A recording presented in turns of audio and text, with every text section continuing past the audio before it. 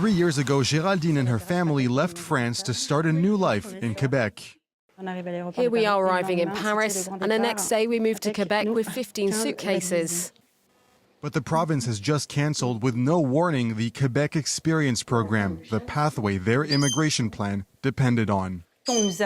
They promised us that by studying here, we would then qualify for a work permit. And with that work experience, we could then apply for permanent residency. That's why we came to Quebec, because we thought we had a future here.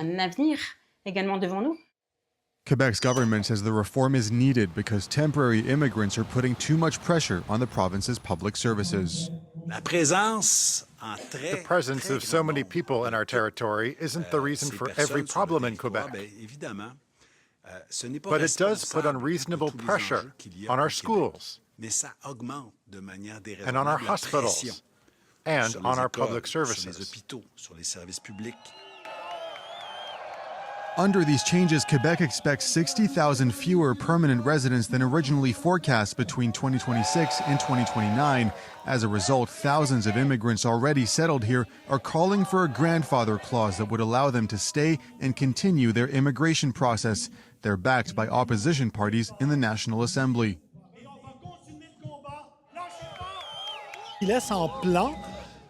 They're abandoning thousands of people who came here, who sometimes came at the invitation of the government of Quebec. We need these workers, and we need to show respect to the people who chose to come here.